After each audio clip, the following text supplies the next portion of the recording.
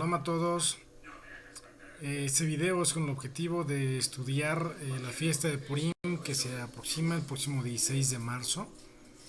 Y bueno, quise hacer este video para poder que todos lo puedan escuchar y estudiar cuando estén por ahí disponibles. Primero oramos. Yahweh, Rey del Universo, Rey de Israel, te pedimos, mi Señor, que nos permitas, Padre Eterno, llevar a cabo este estudio, que nos permitas, mi Señor, que las palabras de este estudio sean verdad, que tú nos inspires, mi Señor, nos enseñes tu verdad y nos guíes por el buen camino, que no permitas que andemos en mandamientos de hombres, sino, mi Señor, que seamos honestos y sinceros y que este video, mi Señor, sirva para instruir a unas personas a entender el camino de la verdad hacia tu voluntad, en el nombre de Yeshua. Amén.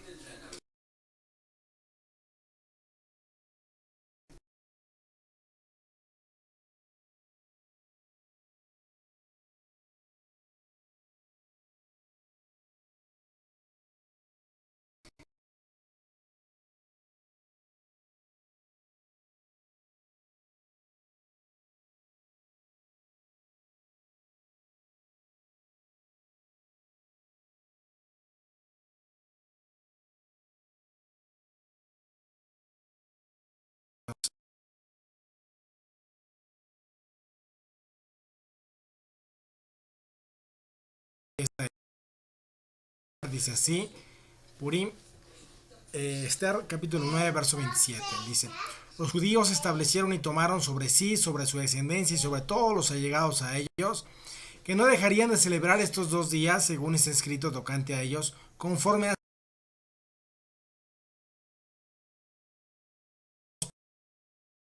familias, provincias y ciudades, que estos días de Purim no dejarían de ser guardados por los judíos, descendencia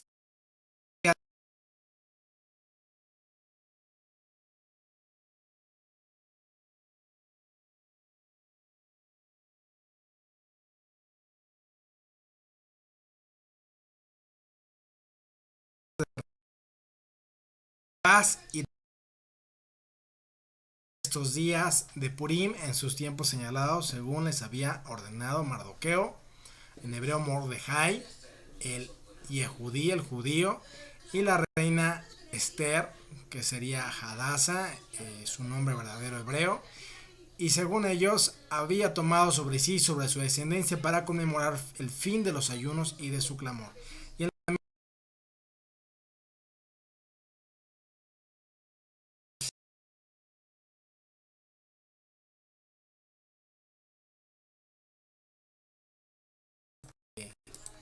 el plural de la palabra pur, que significaría suertes, ¿verdad?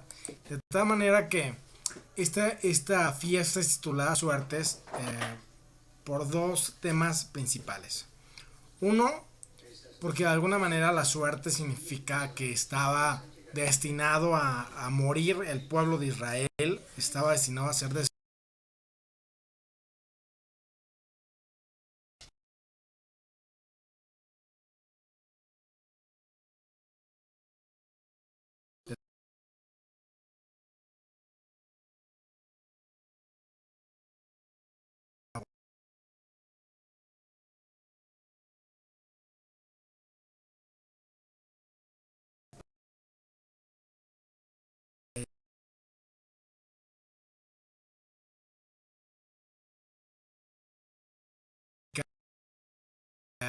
pasar una situación que estaba predestinada, como bien ya lo platicamos, de algo verdadero.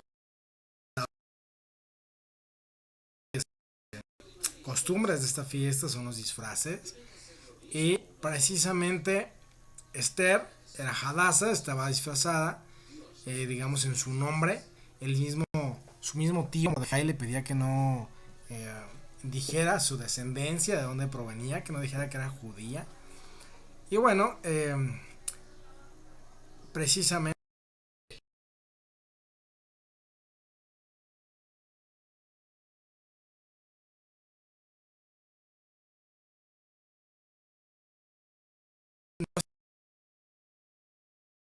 era como que está oculto, ¿verdad?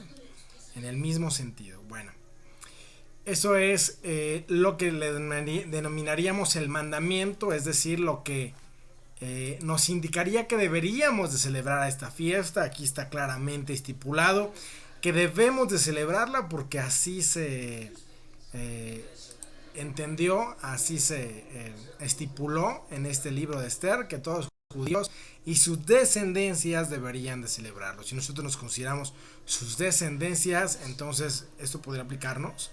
Bueno, pues vamos a ver un poquito más a profundidad esta fiesta. La primera costumbre es escuchar la Megilá. Se acostumbra a escuchar en dos ocasiones la Megilá, uno en la noche, uno el día siguiente. Y obviamente la Megilá significa todo el libro de Esther. Y bueno, en la palabra Megilá ahí también dicen que están escondidos las 4 principales costumbres de esta palabras con esta palabra Megilá. Pero bueno, la primera de sus costumbres es esta, escuchar a Megilá. La segunda de sus costumbres sería algo que yo veo como muy positivo, que es dar al necesitado, denominado comúnmente como Matanon Laevionim, que es preocuparse por dar por lo menos a 2 necesitados. En este caso ellos lo hacen con su propio pueblo, mínimo a 2 necesitados.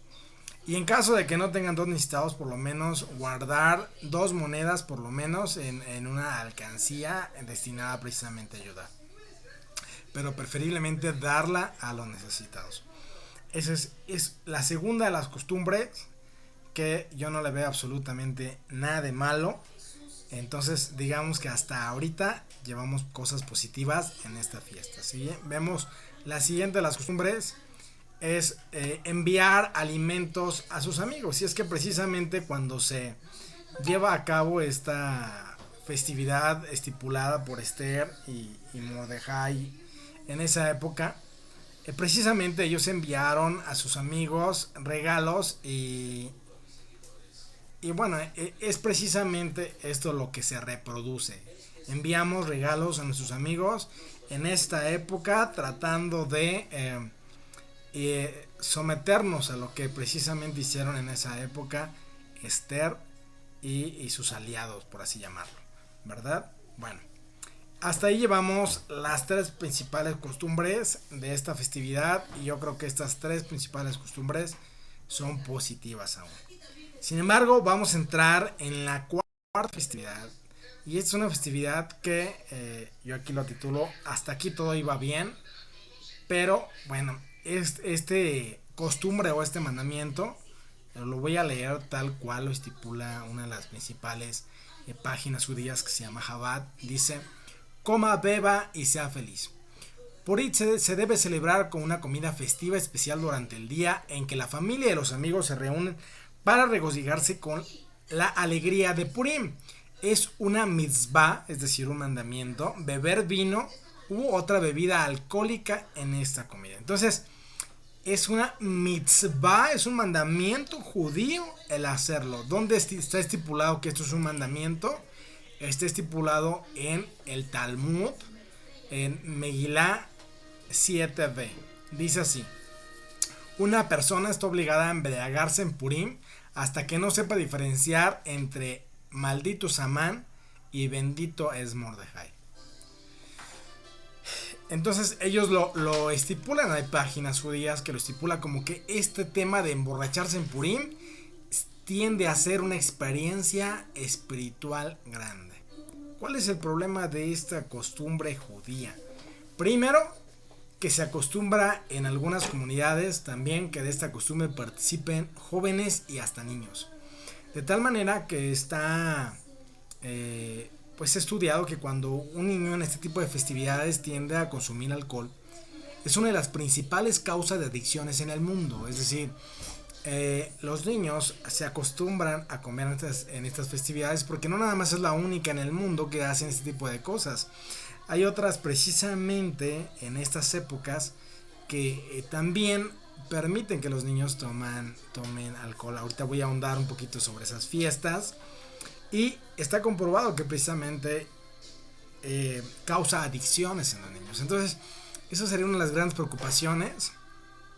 Y podemos encontrarlo en diversas imágenes en internet, como los niños se encuentran tomados, tambaleándose, adormilados por el sueño que causa el vino. Y bueno, vaya, borrachos, ¿no? Un niño se emborracha fácilmente. Entonces, obviamente que esto, a mi punto de vista, y ahorita vamos a ver a punto de vista del creador del universo, de Yahweh, si esto es correcto. ¿Cuál es el otro inconveniente? Bueno, el otro inconveniente es que precisamente se inculca, se enseña una cultura de que emborracharse, por lo menos en esta fiesta, es correcto y es hasta espiritual. De tal manera que vemos escenas de judíos que normalmente tienen una costumbre muy recta, desinhibirse y romper todas esas reglas de ética, de cordura, de bienestar, y terminan muchos de ellos borrachos, incluso terminan en el suelo y terminan haciendo cosas que normalmente no hacen. Y precisamente esto lo llaman una costumbre que es una experiencia espiritual. Esto en el ámbito judío. Ahora vamos a ver si esto realmente está permitido en lo que es Torah. Y me voy a permitir enseñar únicamente en Torah. ¿Por qué? Porque los judíos, si yo leo textos del Nuevo Testamento, dirían, bueno, es que nosotros no creemos en esto, ¿verdad? Los judíos no creen en el Nuevo Testamento, únicamente lo que nosotros llamamos el Antiguo Testamento, que ellos llaman Torah, Tanaj, profetas. Entonces voy a leer textos que son del Antiguo Testamento. Obviamente hay muchos más también en el Nuevo, pero bueno. Proverbios capítulo 20, verso 1, dice: el vino es escarnecedor, la bebida fuerte, alborotadora, y cualquiera que con ellos se embriaga no es sabio. Obviamente el vino entontece, el vino elimina la sabiduría de un ser humano. Y obviamente que esto no es grato a los ojos de Yahweh, que una persona pierda la cordura y pierda su sabiduría. Oseas 4:11. La prostitución y el vino y el mosto quitan el juicio. Es decir, nosotros no podemos distinguir entre el bien y el mal cuando estamos en una posición de embriaguez, donde estamos en una posición de exceso de alcohol en nuestra sangre. Perdemos esa cordura, perdemos esa línea de división entre lo que es bien y lo que está mal, y terminamos haciendo cosas malas que parecen permitidas en esta festividad. Muy bien, dice así: pero estos cerraron con el vino, en el libro de Isaías, y considera Isaías capítulo 28 verso 7. Pero estos también cerraron con vino y con sidra se entontecieron. El sacerdote y el profeta erraron con sidra, fueron trastornados por el vino, se aturdieron con la sidra, erraron con la visión, tropezaron en el juicio, porque toda la mesa está llena de vómito y suciedad hasta no haber lugar limpio, dice Isaías. Obviamente este texto tiene mucho que ver con nuestros días. Obviamente estamos hablando de una profecía. Y en el texto dice que precisamente muchas gentes erraron con vino y con sidra, y que de esta manera fueron trastornados y erraron en la visión, tropezaron en el juicio. Porque toda la mesa, es decir, todos los lugares donde se enseña la palabra del Eterno, está llena de vómito y suciedad hasta no haber lugar limpio. Así está estipulado en el libro de Isaías. Tendrá que ver algo con esta fiesta, tendrá que ver con esta fiesta donde un mandamiento explícito es tomar y embriagarse. Bueno, dice Isaías 5:11: hay de los que se levantan de mañana para seguir la embriaguez, que se están hasta la noche, hasta que el vino los enciende. Isaías 5:22: hay de los que son valientes para beber vino y hombres fuertes para mezclar bebida. Proverbios 23, capítulo 23, verso 29: ¿de quiénes son los ayes? ¿De quiénes las tristezas? ¿De quiénes las contiendas? ¿De quiénes las quejas? ¿De quiénes las heridas sin causa? ¿De quiénes los ojos enrojecidos? De los que se demoran mucho con el vino, de los que van en busca de vinos mezclados. No mires al vino cuánto rojea, cuánto resplandece en la copa, entra suavemente, pero al final como serpiente muerde y como víbora pica. Tus ojos verán cosas extrañas y tu corazón proferirá perversidades. Y serás como el que se acuesta en medio del mar, o como el que se acuesta en lo alto de un mástil, y dirás: me hirieron, pero no me dolió, me golpearon, pero no lo sentí. Cuando despierte volveré a buscar más. Obviamente, todos estos proverbios y consejos que nos manda el Creador nos incitan a alejarnos de toda la exceso de vino en nuestras vidas, en nuestras familias, en nuestra sangre, en nuestra sociedad, porque precisamente terminan eh, dañándonos, hiriendo a nosotros y a nuestras familias. Y obviamente que de esta manera enseñamos que todo lo que dice el Talmud acerca de que debemos embriagarnos en esta fiesta es en contra de lo que dice la Torah.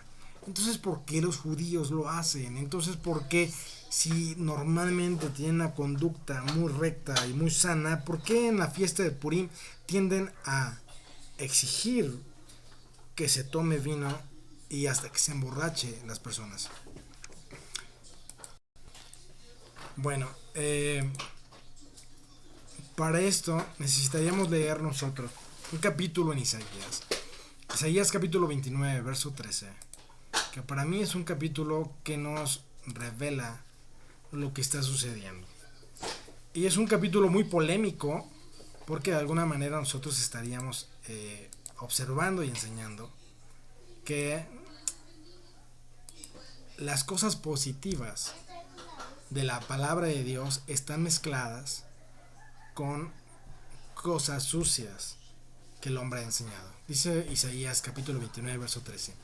Dice pues el Señor: porque este pueblo se acerca a mí con su boca y con sus labios me honra, pero su corazón está lejos de mí, y su temor de mí no es más que un mandamiento de hombres que les ha sido enseñado. Por tanto, he aquí que nuevamente excitaré yo la admiración de este pueblo con un prodigio grande y espantoso, porque perecerá la sabiduría de sus sabios y se desvanecerá la inteligencia de sus entendidos. Recordemos que el mandamiento estipulado en el capítulo 9 del libro de Esther está estipulado precisamente por Esther, que bien podríamos decir que está inspirado con el Espíritu de Dios. Aún así, y aunque el objetivo del libro de Esther no sea malo,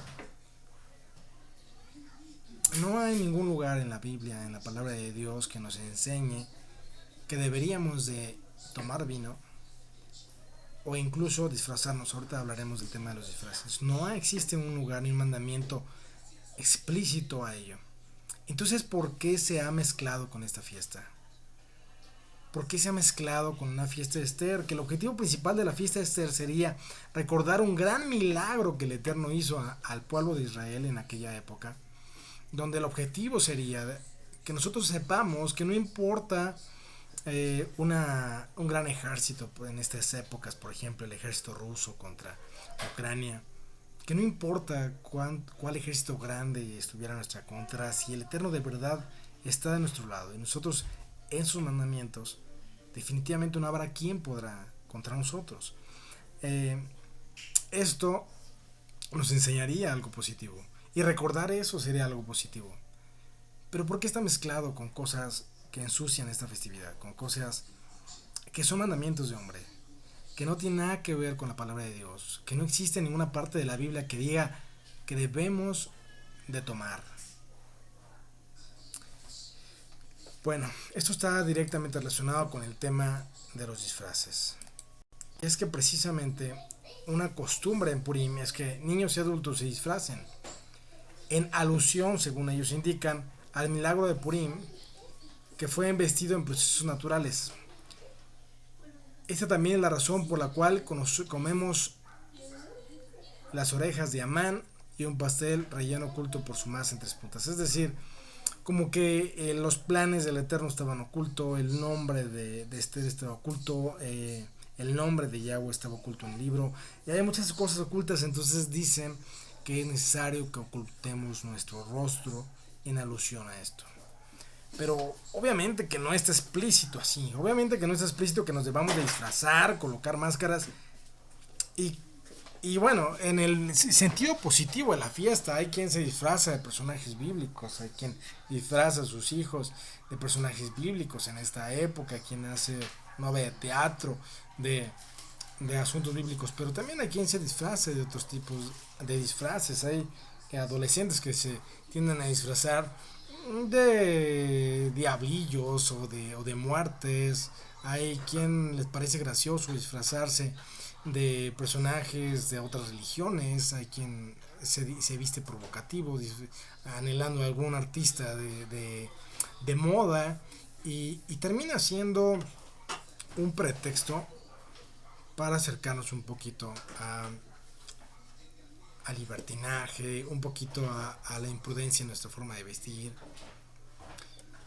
Pero ¿cuál es el verdadero problema? El verdadero problema es que si nosotros mezclamos los disfraces con el vino, nosotros realmente estamos entrando en una combinación muy peligrosa. Ambos son fuertes desinhibidores. Ambos nos incitan a hacer cosas sin pensarlo. Uno, porque nos afecta y nos trastorna nuestra mente, desinhibiendo lo que normalmente haríamos. Y otro, porque nos oculta nuestro rostro de lo que pudieran pensar acerca de nosotros. Recordemos que este tema de disfraces precisamente tenía como este objetivo el incitarnos a tratar de ser como alguien que nosotros admiremos, o bien a ocultar nuestro rostro y poder hacer actos que tal vez enseñando nuestro rostro no nos atreveríamos a hacer. Entonces mezclamos estas dos combinaciones, alcohol y disfraces, y yo considero que es algo muy serio. ¿De dónde tomaron estas doctrinas los judíos? ¿De dónde tomaron estas costumbres? Hay una fiesta o unas fiestas alrededor de todo el mundo que se llaman los carnavales. Purim es conocido como el carnaval judío. Estas fiestas son desarrolladas precisamente en estas épocas, entre febrero y marzo. ¿Y qué hacían en estas fiestas? Voy a leer un poquito de lo que significa la palabra carnaval. La palabra carnaval significa abandonar la carne y tiene que ver precisamente con el tema de la carne. Y se acostumbraba precisamente el hacer como esta tradición pagana de hacer lo que uno le venga en gana antes de abstenerse y que venga el tema cristiano de la cuaresma y todas estas festividades. Entonces yo hacía lo que yo quiero hacer, me destrampaba, me desinhibía antes de que tener que someterme.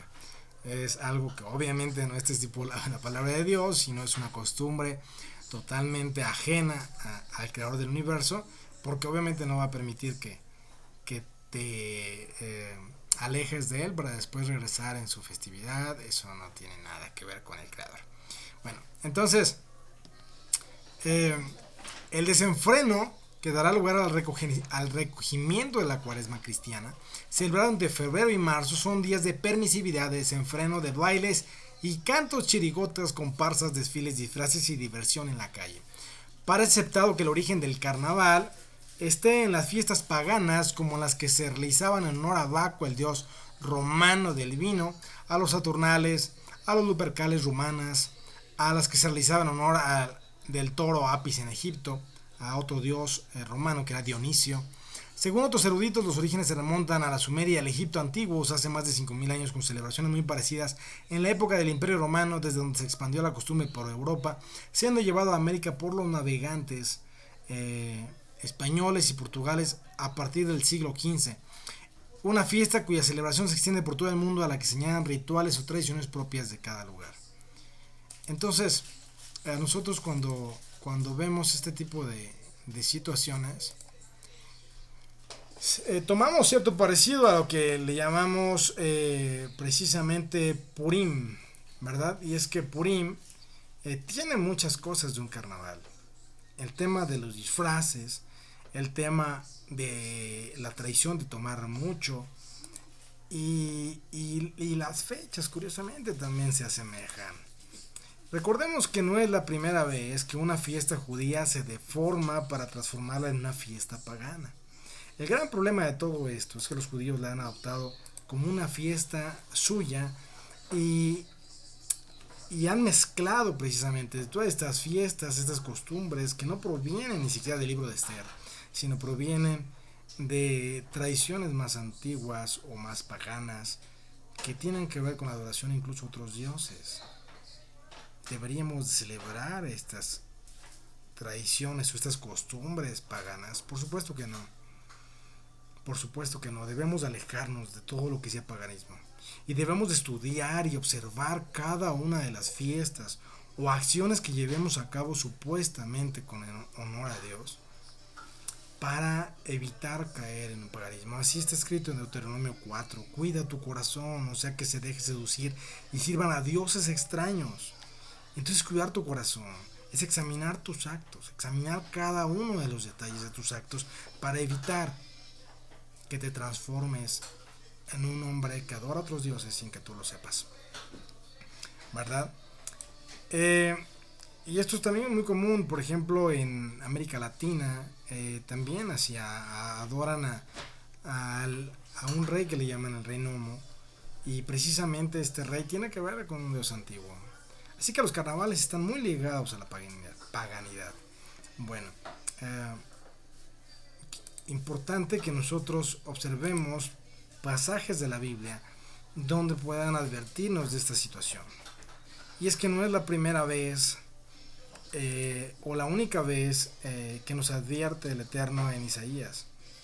En todo el Nuevo Testamento estamos plagados de advertencia, y nosotros que creemos en Yeshua y que seguimos su palabra tenemos que observar todos estos pequeños detalles para alejarnos del pecado.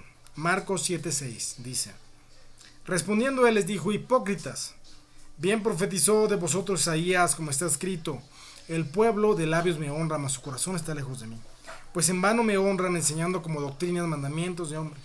Porque dejando el mandamiento de Dios os aferráis a la tradición de los hombres, los lavamientos de los jarros y de los vasos de beber, y hacéis otras muchas cosas semejantes.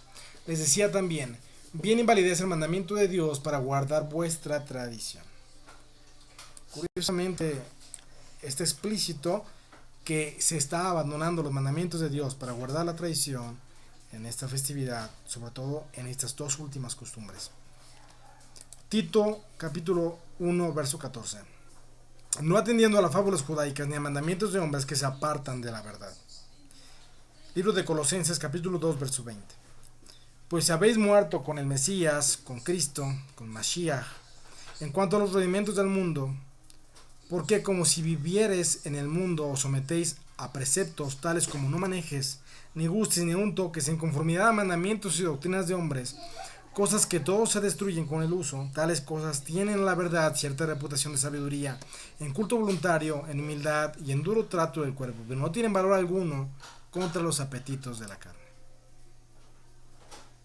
Así que todos aquellos que creamos en Yeshua y que estemos tratando de volver a los mandamientos del Creador con todo nuestro corazón y todas nuestras fuerzas, debemos evitar hacer estas costumbres. Si alguien dice: yo quiero celebrar la fiesta de Purim, pero voy a evitar disfrazarme, voy a evitar tomar vino, y solamente voy a celebrar que Yahweh en aquellas épocas hizo un gran milagro al Creador del universo, tal vez no hay mucho que criticar, tal vez no hay mucho que aportarnos de la verdad. Pero si nosotros celebramos al tipo judío y a la tradición judía, nos estamos apartando de la verdad y del camino verdadero por seguir tradiciones de hombres. Que el Creador del universo nos enseña a ir por el verdadero camino de su palabra, de su Torah y de su verdad, y que nos guíe, que nos tome de la mano para ir por el buen camino, que sea su voluntad. En el nombre de Yeshua.